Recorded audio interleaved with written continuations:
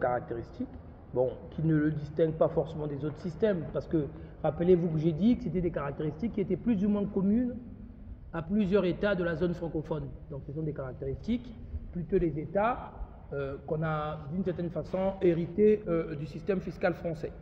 Alors, première de ces caractéristiques, qui est très important, c'est, on peut mettre un petit 1, un système déclaratif. Un système déclaratif. Un système déclaratif, c'est sans doute la première caractéristique du système fiscal congolais. Notre système fiscal est un système déclaratif. Ça veut dire quoi? Ça veut dire que c'est au contribuable, au fond, de déclarer au fisc, c'est au contribuable de déclarer au fisc ces différentes sources de revenus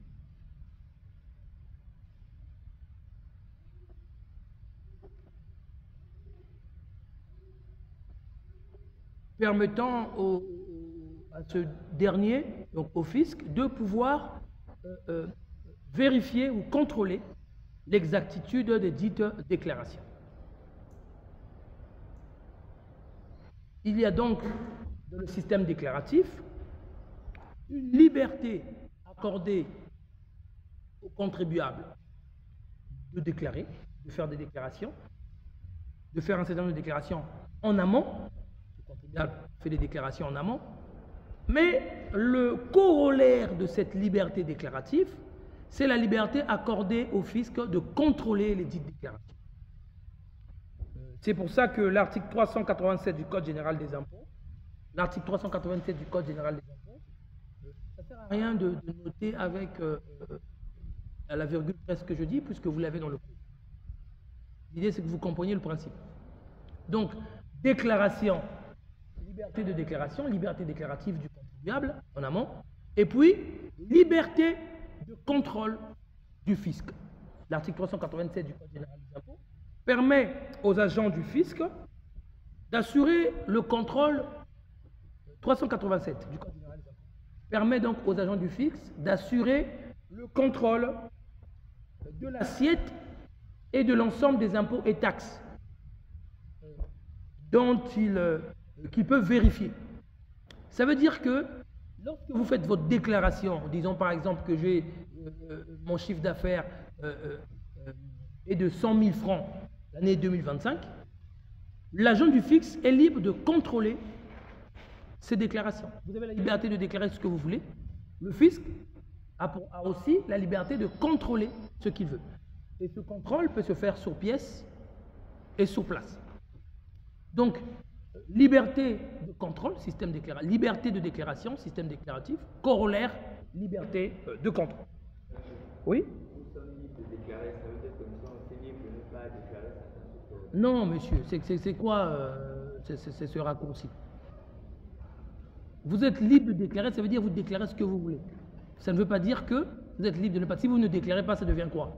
C'est une fraude. D'accord? Vous êtes libre de déclarer. C'est vous qui déclarez.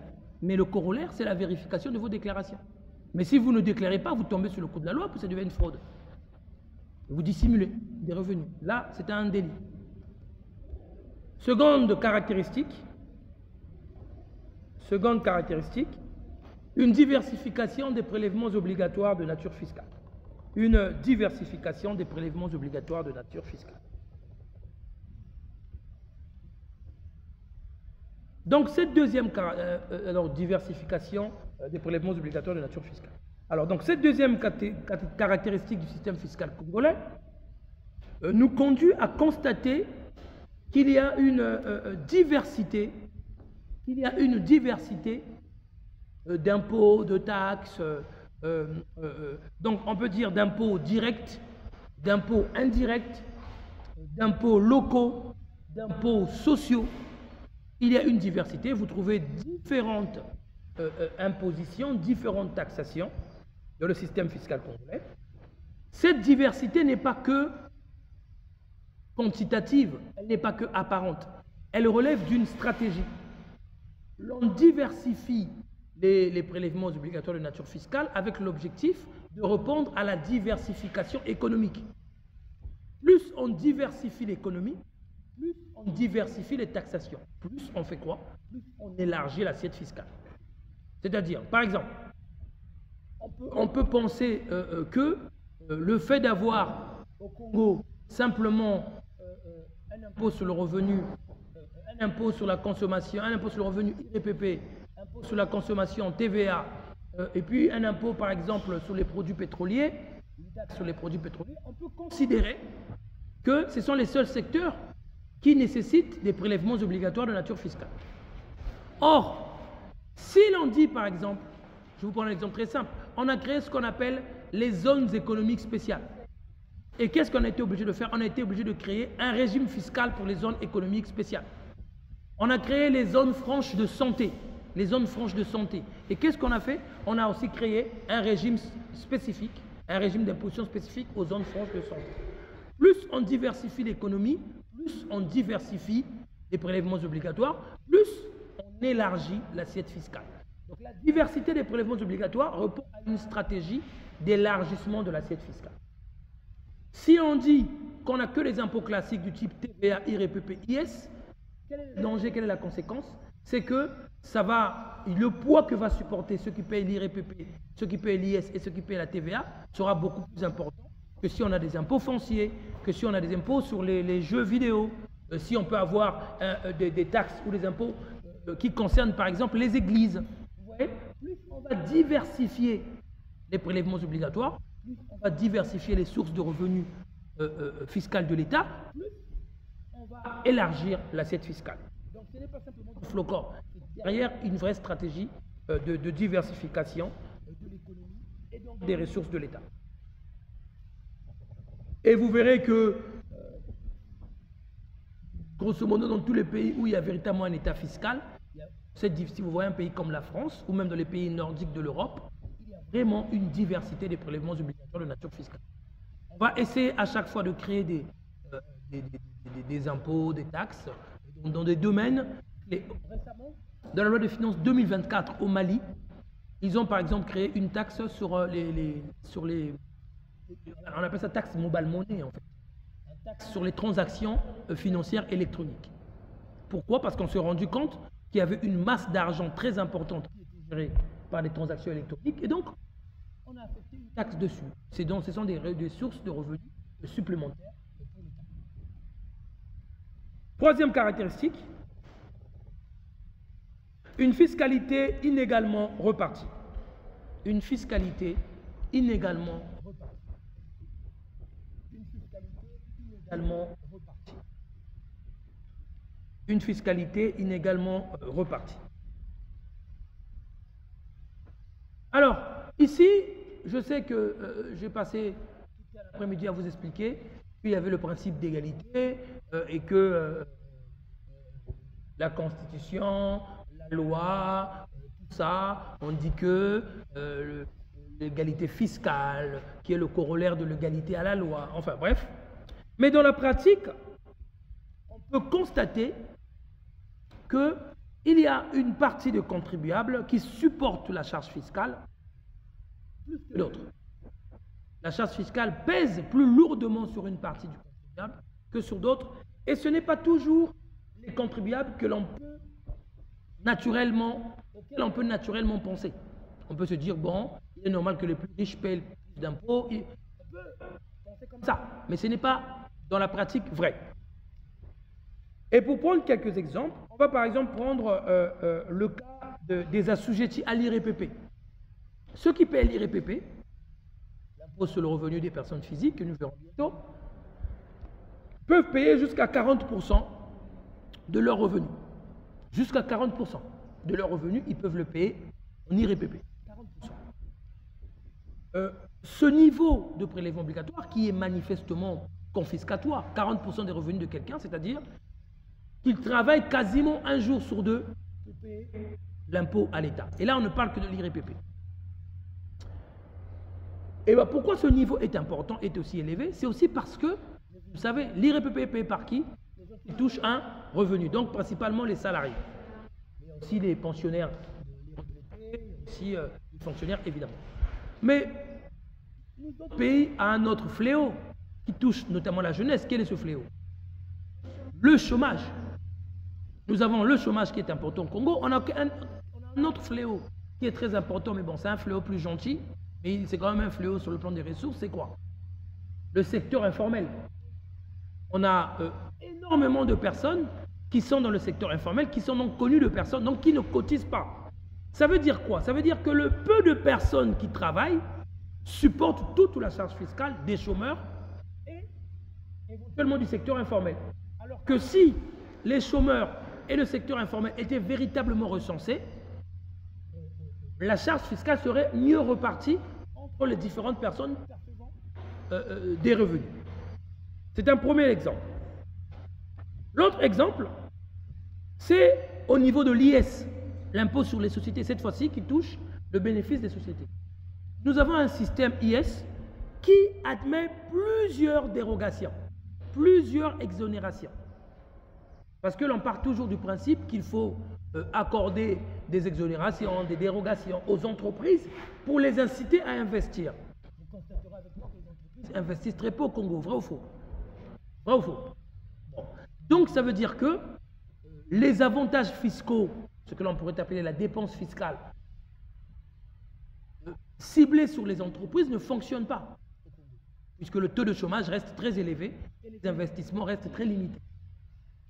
Pour autant, beaucoup de sociétés ne sont pas assujetties à l'IS, grâce à cette politique d'optimisation fiscale, avec des résultats, somme toute, relatifs, sur le plan du recouvrement des recettes fiscales. En fait, dernier exemple, et c'est mon exemple préféré, l'impôt global forfaitaire, l'IGF, que nous allons voir, que nous allons étudier peut-être tout à l'heure, qui concerne les micro-entreprises, d'accord? C'est-à-dire les entreprises qui ne réalisent pas un chiffre d'affaires dépassant les 25 millions compagnie, d'accord? Ces micro-entreprises-là payent ce qu'on appelle l'IGF, c'est-à-dire l'IGF c'est quoi? C'est l'impôt global forfaitaire, ils sont donc au régime du forfait, ils payent 5% de leur chiffre d'affaires, 5%, d'accord? C'est-à-dire une entreprise qui réalise un chiffre d'affaires de 20 millions paye 5%. Vous comprenez? Vous me suivez toujours? 5% de son chiffre d'affaires. Très bien. Maintenant, prenons un homme qui est professeur d'université à Maringouabi, qui touche 3 millions par mois, ce qui lui fait un salaire de combien l'année? 3 millions par mois. Combien? 36 millions annuels. Il paie 36 millions annuels. Il touche 36 millions annuels de salaire. Savez-vous combien il va payer? Je l'ai déjà dit. Combien? 40%.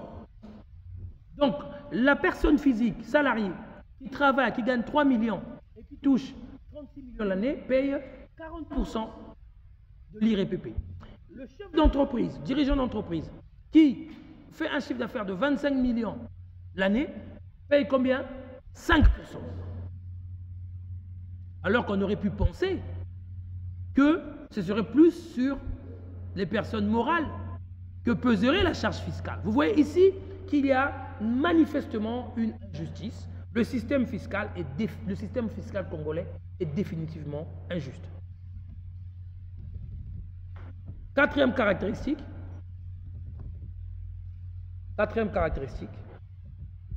un contentieux fiscal introuvable. Un contentieux fiscal introuvable. Bon, alors vous allez dire, M. Malangou est un tout. Mais on ne peut pas faire un cours de droit fiscal, c'est comme un cours de droit constitutionnel, s'il n'y a pas un peu d'idéologie. D'accord? Moi, j'ai une idéologie fiscale, c'est celle de l'égalité. C'est une idéologie fiscale de gauche. Voilà, tout simplement. Alors, nous, le contentieux fiscal, qu'est-ce que c'est? Le contentieux fiscal, c'est à partir du moment où il y a un litige entre un contribuable et l'administration fiscale et que l'on décide que ce litige doit se solder, doit se régler devant un juge ou devant une autorité administrative susceptible de trancher ce litige. On rentre dans la voie contentieuse.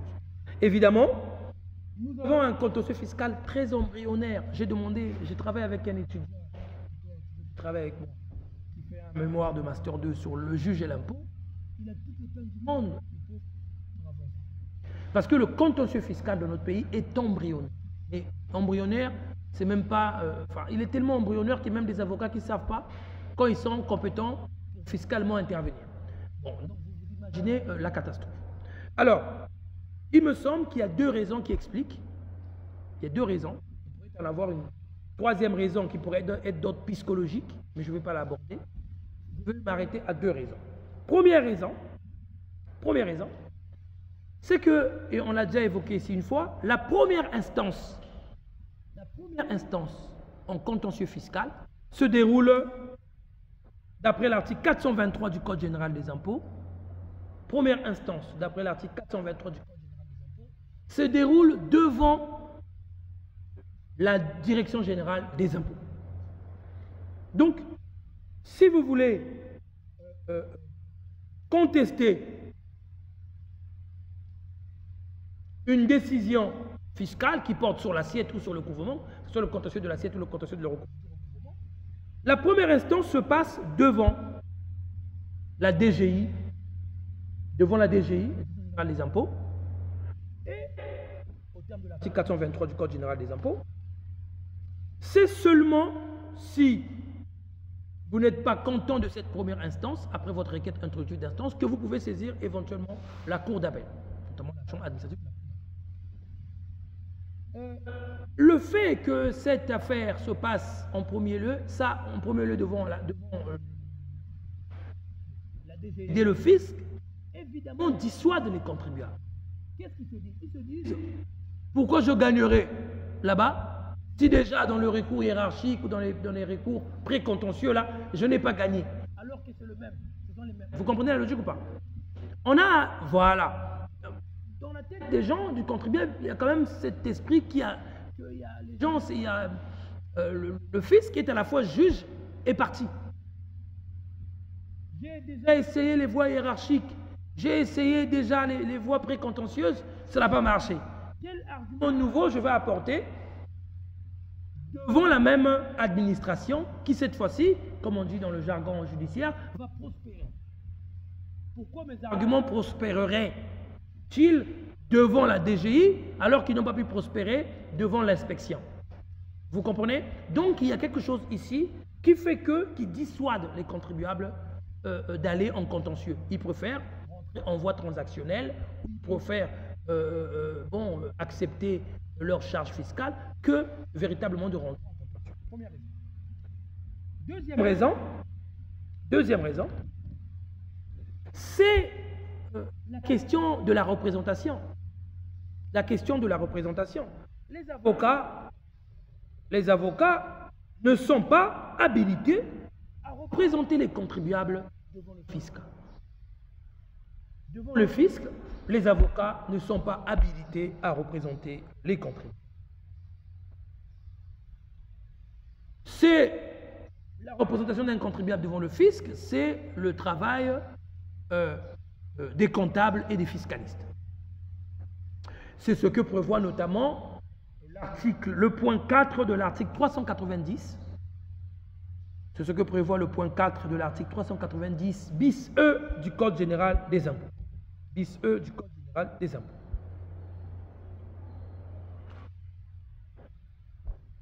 Le point 4 de l'article 390 bis E du Code général des impôts. Évidemment, cette restriction est pénalisante pour les avocats. Cette restriction est pénalisante pour les avocats, mais elle l'est encore plus pour les contribuables. Madame, vous autorisez et puis vous faites la frimeuse? Elle est encore plus, elle est